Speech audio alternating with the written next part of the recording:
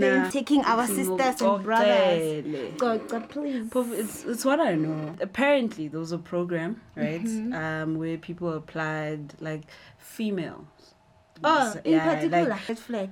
Females only, red flag. So some that are guilty, they were like, yeah, we knew.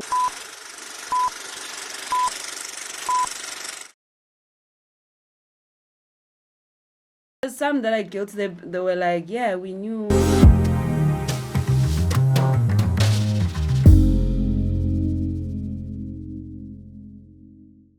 Welcome back to Pop Your Mind podcast. Pop. My name is Pamela and I'm with Lita. Yes, we're bringing you always trending news, But before we go there, it has been a short weekend, you know.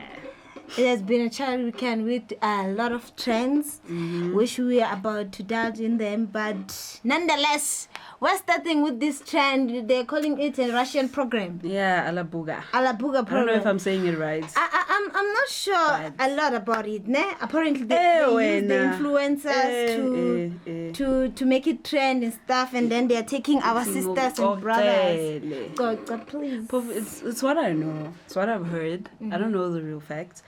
But apparently, there was a program, right, where people applied, like, females. In particular? Like from, I think from 18 to 22. Red flag. Females only. Red flag. So what you do in this program, you apply. If you meet the requirements and all of that, they fly you to Russia. Okay. And you get a job, live the lavish life. So apparently the program approached certain influencers, and those influencers approach other influencers to do the program. Okay. And then mabethi ubheka nje bathola ukuthi man ngathi scam nyana, where they take the kids there and then hard labor, long working hours. But then there's so many stories around the story, so you don't really know which one is true, because apparently it's just that it's a program. It's a good program, but it's just long working hours. In other words, this program is true. And okay, let me start by asking: there's no killing here. There's not killing, that there's killing, but people are not happy. Okay. In other words, this program is not really a scam. It's just that what they advertised is not what they found. Yeah, some of them. That's why, there's no proven fact. Because you hear this story from this, and you hear that story, where these people are being kidnapped. The others, no, it's not being kidnapped. They're there. They're just working long hours. So you don't know exactly what is actually happening, because it's like two stories, But there are some influencers, Shem, that really got their accounts banned, and they lost their fans, and they're trying to build from scratch. But then there's some of them, and Shem, apparently, those ones didn't know, but this was a whole trafficking. But did they get thing. the money though? For advertising all this? They already did the videos, and they were hooked. Like, Shem, it's just a lot. Innocent influence. But there's some that are guilty. They were like, yeah, we knew. Really? But it's all out there, guys. I'm just saying what's out These there. Are allegations, so it changes. But another serious topic that we need to talk about: the lawyer.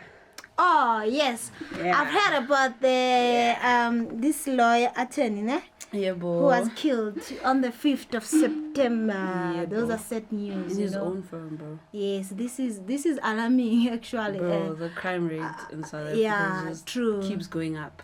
That we are not safe. It's crazy. At all. If you're not safe in your own work environment, especially you work with law, like you are supposed to be in the safest place. You work with the law.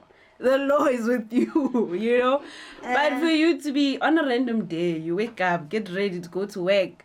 Get to work. Hi, Rose Sharp. You get in your office. My client is coming.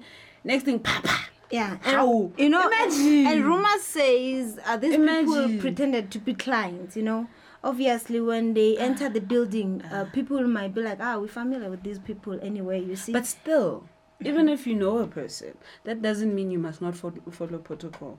Because these people work with high cases. True. What if somebody... I'm saying what if, okay? What if somebody brought some security guy? I'm like, hey, Here's the coke money. We want to do some work here, you know. But at the same time, I believe this attorney was busy with this serious case.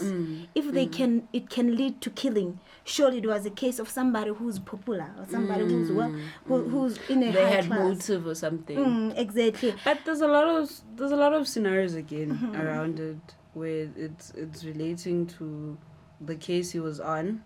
It relates to politics.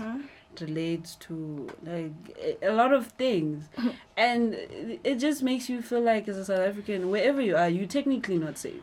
Exactly, and allegedly they sent a message to this guy and they said before this week ends, rather this week will end with your life. Because of this person was shot on the 5th, and the 5th was Friday.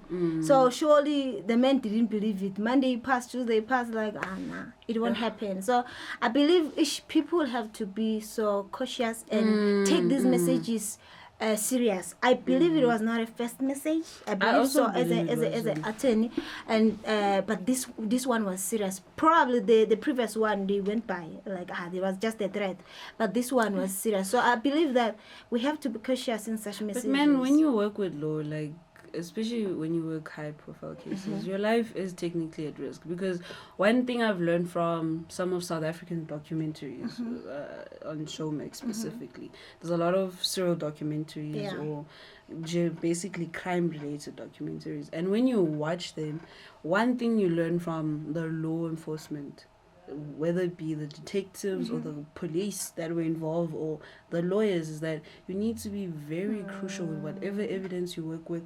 Who knows, who has access to you, and all of that.